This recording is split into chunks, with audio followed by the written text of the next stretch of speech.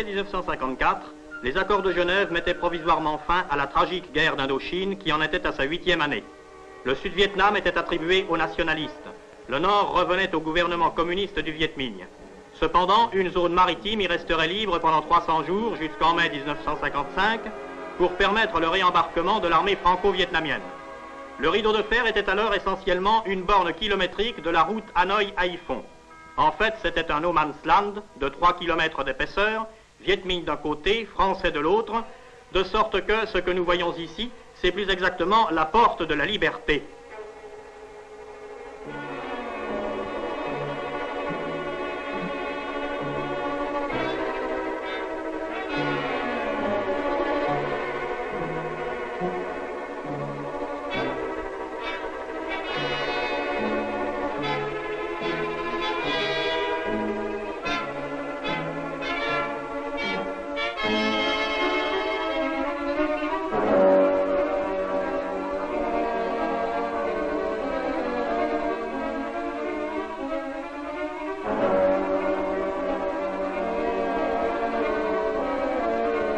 Pas de gardiens vietnamiens au rideau, le gouvernement nationaliste ayant refusé de reconnaître des accords qui consacraient la coupure du pays en deux.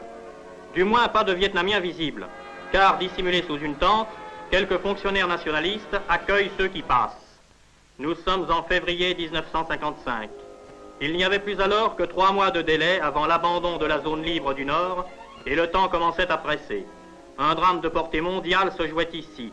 Un de ces grands dérangements comme l'histoire nous en offre de loin en loin des exemples. Tous les jours et toute la journée, des gens de toutes conditions, ayant tout abandonné, passent cette porte et bien d'autres seuils clandestins, parfois au péril de leur vie, pour échapper à ce qui se trouve de l'autre côté. À la fin du mois de mai 1955, près d'1 million de Nord-Vietnamiens ont ainsi quitté leur pays, sachant que c'est la gêne et même la guerre civile qui les attend dans le Sud. Un bien leur importe plus que tout, la liberté. Pour elle, dans la froide grisaille de l'hiver tonkinois, un peuple entier s'est dirigé vers les chemins de la mer. Depuis Haiphong, des voitures viennent chaque jour au-devant des fugitifs. En attendant l'heure du départ, certains joueurs enragés, sitôt la clé de la liberté en poche, risquent les quelques bonnes piastres qu'ils ont pu arracher à la vigilance des gabelous Viet Minh.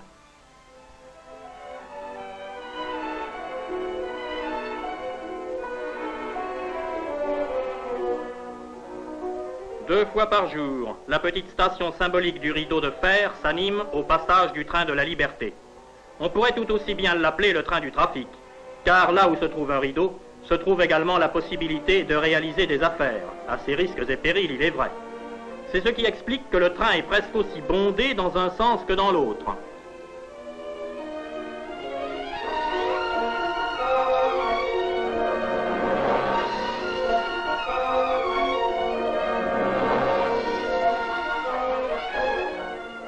Le train de la liberté entre en gare de Haiphong. Les risques-tout repasseront le rideau demain et tenteront de fructueuses transactions le plus longtemps possible. Mais pour beaucoup d'autres, c'est le dernier voyage.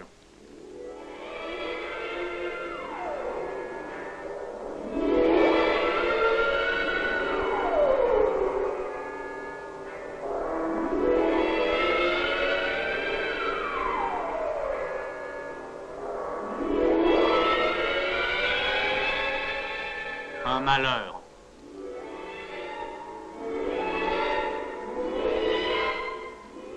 Ceux pour lesquels le destin est le même d'un côté comme de l'autre du rideau. Mais on n'atteint pas seulement Haiphong par la terre. La corvette La Gracieuse s'évanouit dans le brouillard blanc du février tonkinois. Quelle est cette jonque fantôme? Fugitif? Chasseur de fugitifs? Ou simple pêcheur? Ces documents ont bouleversé l'opinion. Sur le banc de sable de Trali que la mer commence à recouvrir, plus de 2000 personnes implorent, somment le ciel de les sauver et le salut viendra. Ces invraisemblables embarcations faites de planches ficelées de fibres de bambou. Cette nuit où une de nos unités fut accostée par une petite jonque chargée à couler de 160 fugitifs. Cette corvette qui traîne sa chasse de la journée. Un nom demeurera attaché à cette dramatique épopée, celui de l'amiral Kerville dont les vaisseaux ont sauvé de la mer plus de 30 000 fugitifs. Le grand port du Nord-Vietnam, entièrement conquis sur la vase, est en train d'agoniser comme l'a fait la capitale Hanoï 6 mois auparavant. Le trafic des artères est déjà comateux. Tout sent le départ.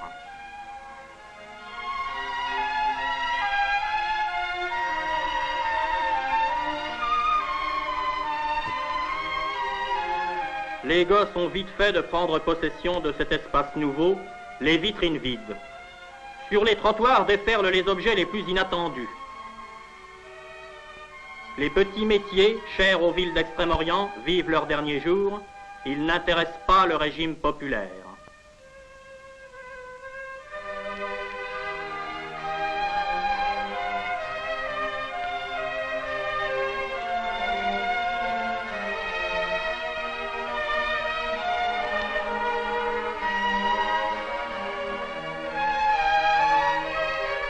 Les nationalistes ont couvert les murs de slogans et d'affiches qui sont autant d'invitations au voyage.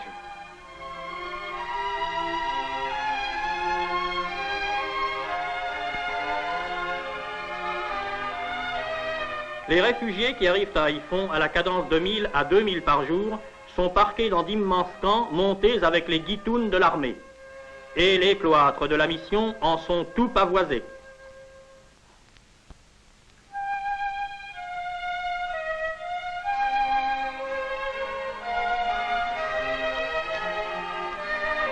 On trouve de tout dans ces camps, des riches, mais surtout des pauvres.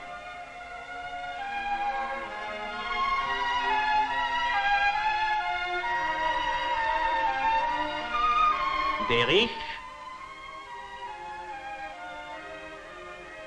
et des pauvres.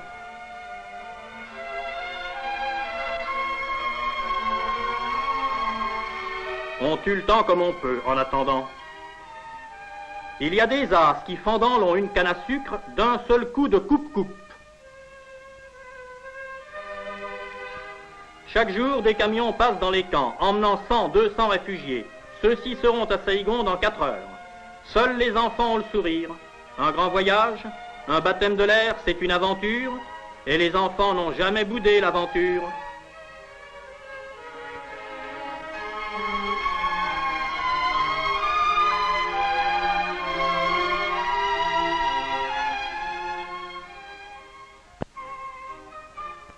Mais une fois ou deux par semaine, une centaine de camions et plus font d'un seul coup le vide dans les camps.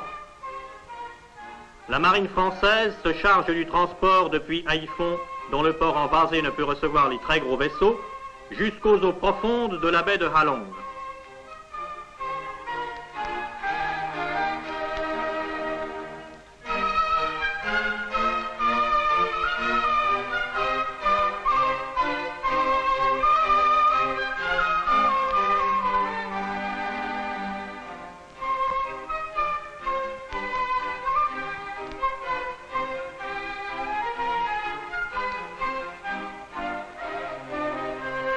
Et comme ce sont les Américains qui se chargent du reste du voyage, il faut en passer de bonne grâce par certains rites.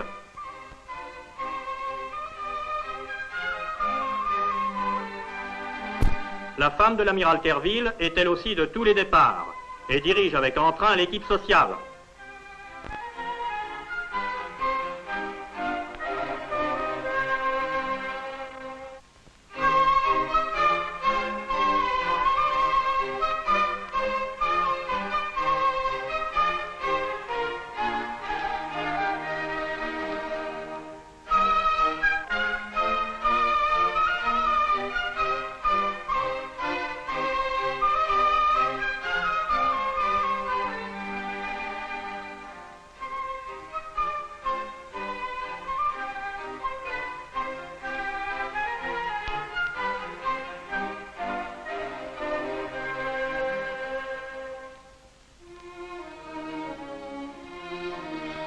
Les lourdes portes se sont refermées sur les 1500 réfugiés entassés dans la vaste cuvette.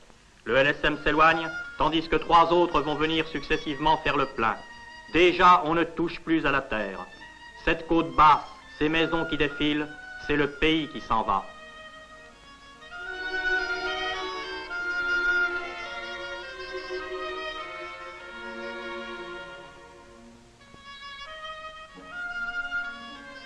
au milieu des fantasmagories de la baie de Halong, le grand transport de troupes USNS Marine Serpent est apparu.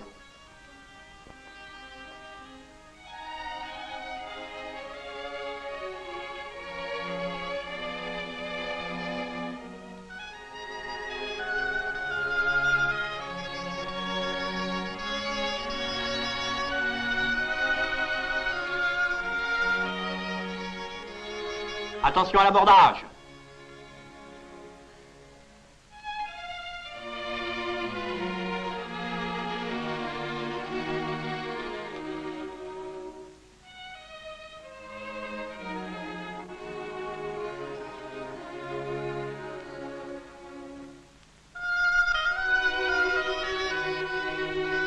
Et maintenant, transvasement des LSM dans le grand transport.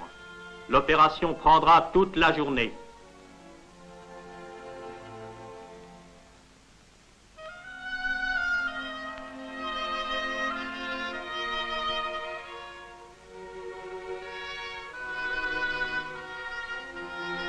Des gens de toutes conditions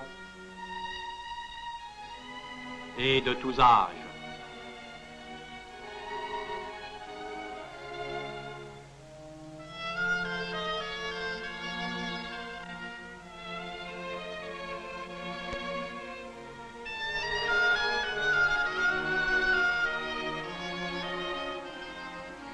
Pratique, artiste,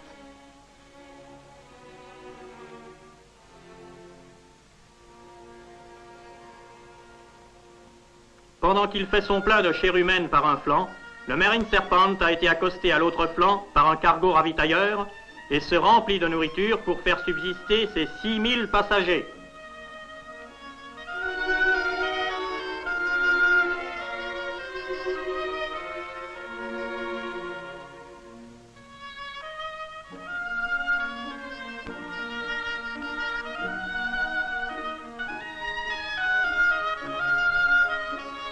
Tandis que de surcroît, les pêcheurs de la baie viennent également proposer leurs plus belles prises. Tout est paré. Un pâle rayon a tout de même percé un instant l'épais manteau de la brume hivernale, comme si la baie voulait se faire plus belle et sourire une dernière fois à ceux qui vont partir.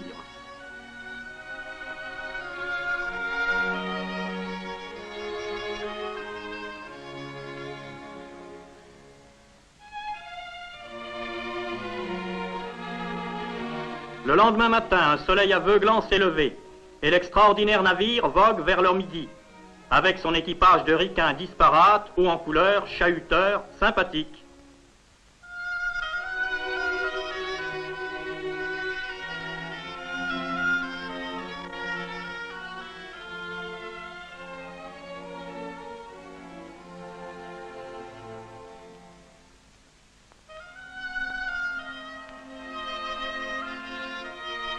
Avec son équipe française de liaison, ses aumôniers, ses assistants sociaux, et sa foule, répandue dans les moindres recoins des dortoirs et des ponts, et même des escaliers.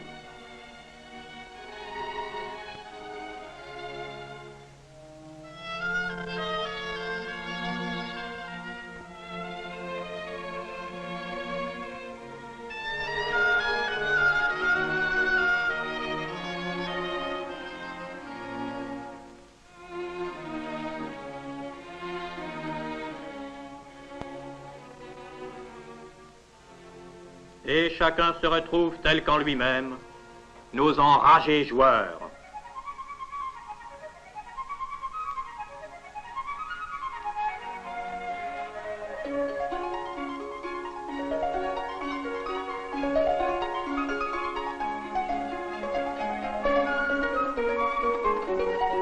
Pour ceux-ci, le trésor qu'on emporte en exil, ce sont ces humbles images saintes hâtivement décrochées du mur de la maison natale au moment du départ.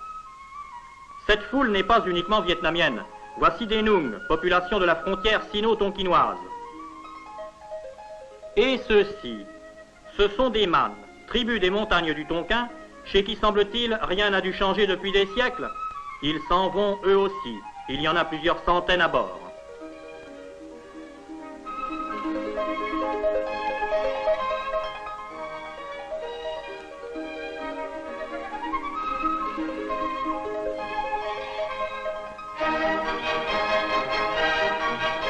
n'est pas une mince affaire de distribuer équitablement la pitance à une telle multitude répandue en un aussi parfait désordre. Un heureux événement. À chaque traversée, il y a plusieurs naissances.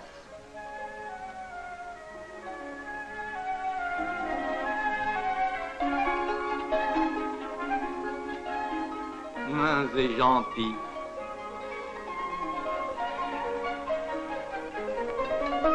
Le soir, bien des familles prient en commun, comme à la maison. Puis chacun s'organise pour la deuxième nuit.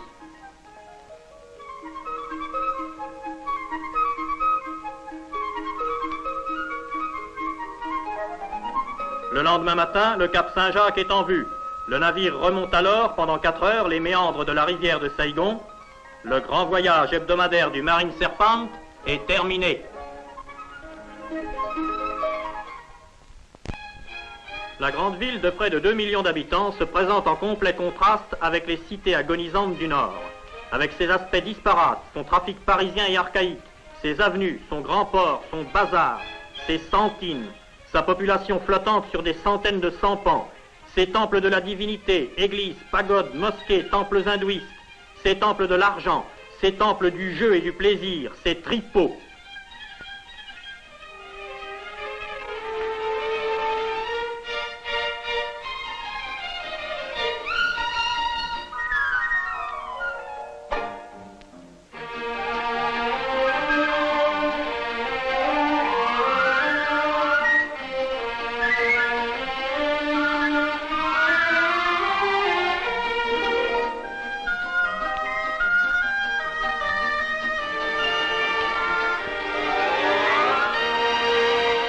La grande ville, trop occupée de ses propres affaires, accueillera d'abord avec indifférence ces centaines de milliers d'arrivants et sera longue à s'apercevoir qu'il doit tout de même se passer quelque chose d'anormal là-haut.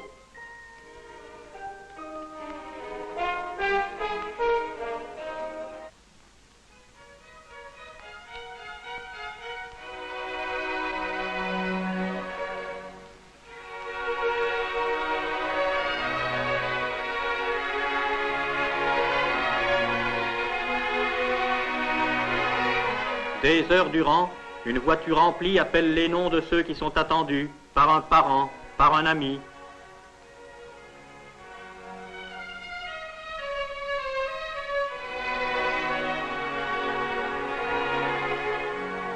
De nombreuses délégations viennent saluer les arrivants.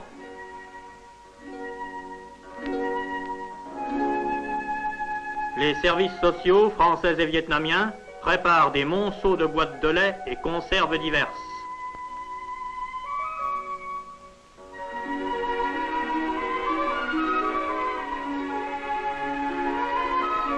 Aujourd'hui, la manifestation a pris une ampleur particulière, car on attend un visiteur illustre, le cardinal Spellman, archevêque de New York.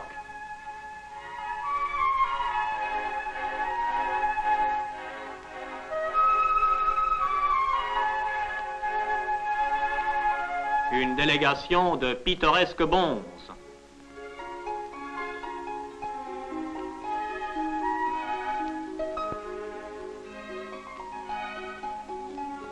Et une autre de non moins pittoresques vieux curés.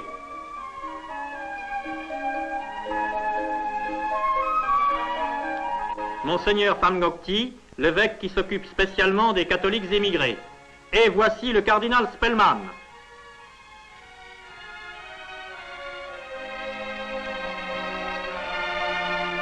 Un maladroit ayant fait tomber une pyramide de cigarettes destinées aux réfugiés, le cardinal aide le plus simplement du monde à réparer le malheur.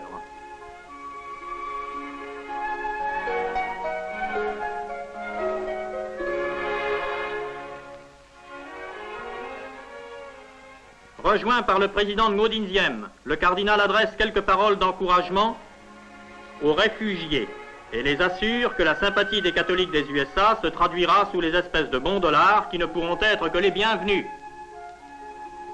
Tout cela n'empêche pas le petit commerce d'établir dès avant le débarquement un premier contact entre les arrivants et les Saigonais. La longue opération du débarquement est commencée. Pour observer ce phénomène dont l'ampleur commence à étonner le monde, les plus grands journaux ont dépêché leur crack, Graham Greene, envoyé du Sunday Times et du Figaro littéraire.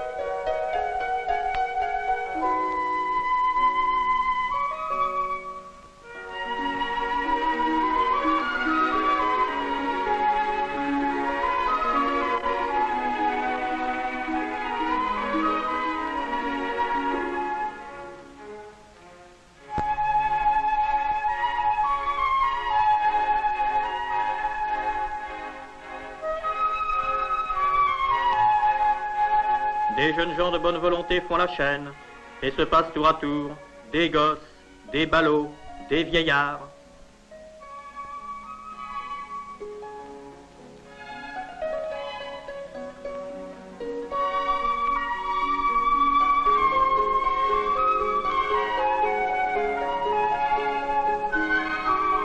Cette vieille infirme chinoise est accueillie par des compatriotes et, comme tout le monde, elle reçoit sa ration de douceur.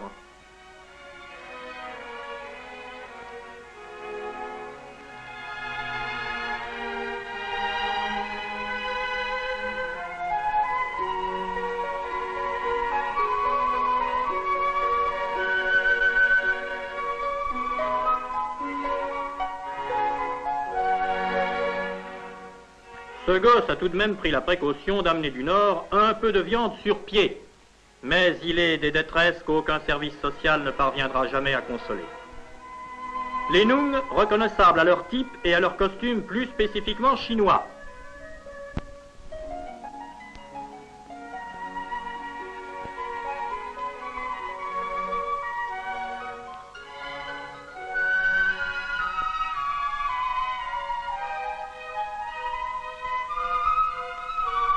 Enfin, voici les mannes.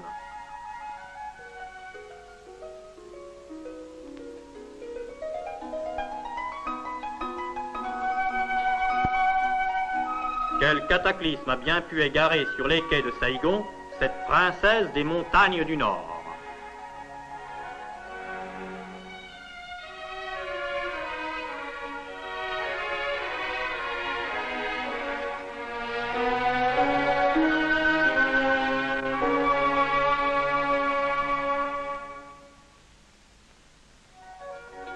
Les plus fortunés des réfugiés peuvent acquérir à prix d'or un petit compartiment comme celui-ci dans les faubourgs de Saigon. Dans l'unique pièce, on a rassemblé les quelques trésors qui ont pu être sauvés, souvenirs de l'aisance d'hier, les précieux vases anciens de Chine et les belles tuniques des jeunes filles. Mais la plupart des réfugiés ont été emmenés dans un des immenses camps de transit du Tour de Saigon, qui sont ravitaillés chaque jour par les camions de l'armée. La petite vie s'y organise là aussi, au jour le jour, en attendant.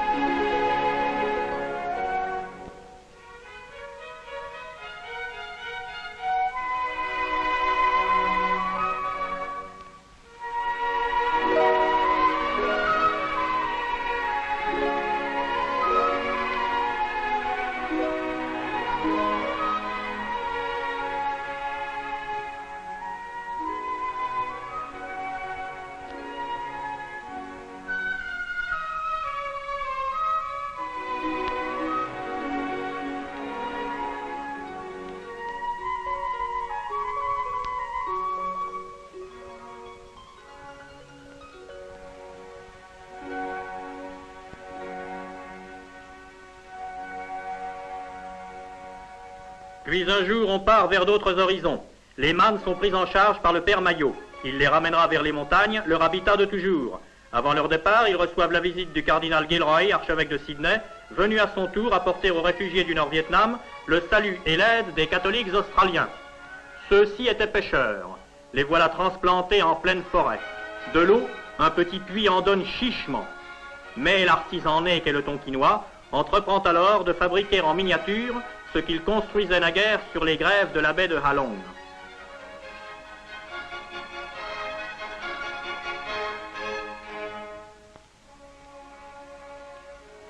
Ils iront vendre leurs jolies petites jonques à Saigon et se feront ainsi un peu d'argent. Ceux-là, par contre, ont la chance d'avoir leur camp traversé par une belle rivière.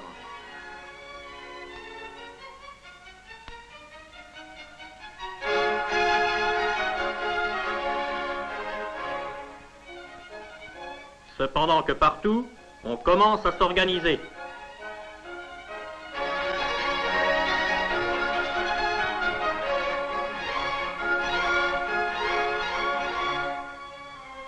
Souriez un peu, grand-mère. J'ai quitté mon pays et mon village, a-t-elle répondu, et je ne sais plus sourire. Le vrai centre de la plupart des camps, c'est l'église. Les camps les plus émouvants sont évidemment ceux qui, renouvelant la geste des pionniers de tous les temps, sont allés s'établir dans la jungle vierge des plateaux de la cordillère anamitique.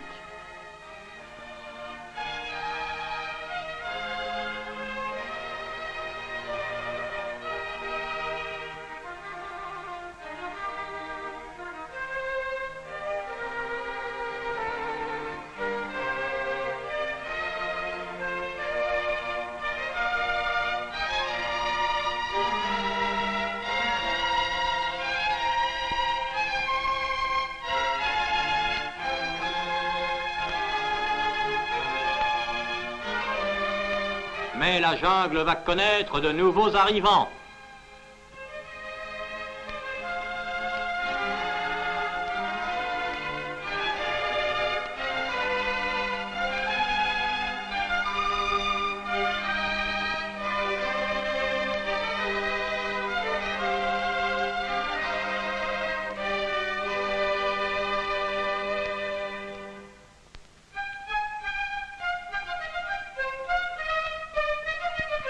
Dans les vastes espaces défrichés, d'extraordinaires villages commencent à s'élever, avec leurs tentes, leurs cabanes de feuilles et de bambou, leurs maisons de tôle.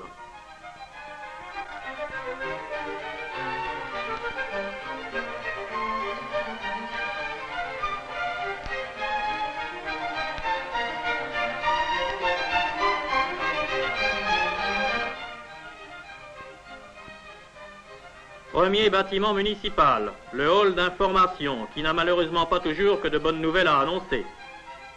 Mais on s'occupe déjà activement des maisons communes essentielles, l'école et l'église.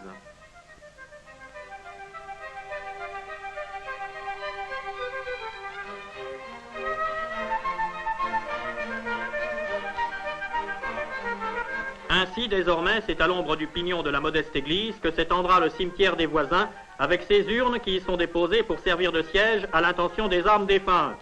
Car il y a les voisins, pas mauvais bougres, mesdames un peu farouches, qui sont ici chez eux. Et le jeune chef du nouveau village des pionniers chrétiens se préoccupe de nouer avec eux des relations de bon voisinage. Bonjour, grand chef. Tiens, qu'est-ce que c'est que ce type-là? Il en a une touche. Enfin, bonjour quand même. Oui, ça va. Quelle manie ont-ils de tout emballer? Ils s'emballent dans de la toile et il faut qu'ils emballent même leur tabac. Enfin, sachons-nous montrer compréhensifs vis-à-vis de ces mœurs étranges. Ça ne fait rien tout de même. Avouez que pour le costume, nous autres moilles, nous avons résolu la question d'une façon autrement plus simple et autrement plus astucieuse. Ah, il est gondolant. Mais le jeune chef chrétien emporte en gage de confiance et d'amitié l'arbalète du chef sauvage Moy. En arrivant au camp, il retrouve la joie qu'a vite fait de ramener l'insouciance des enfants.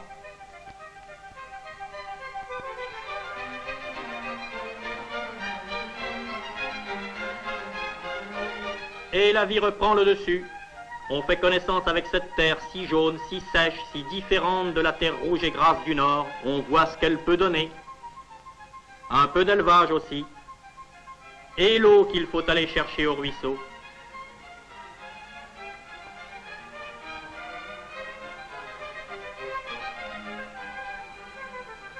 Mais ce camp a été pris en charge par des rédemptoristes canadiens et le vieux sang des pionniers du Grand Nord coule toujours dans leurs veines. De l'eau a décrété le père Vaillancourt, nous en aurons au milieu du camp. Juste. Vous êtes fatigués, mes gars, mais bientôt nous aurons ici de l'eau, bien claire et bien à nous. Et lorsque le soleil décline vers les crêtes, le grand murmure des prières monte de toutes les maisons. Ce qu'ils ont vécu au cours de ces derniers mois, ils s'en souviendront toute leur vie.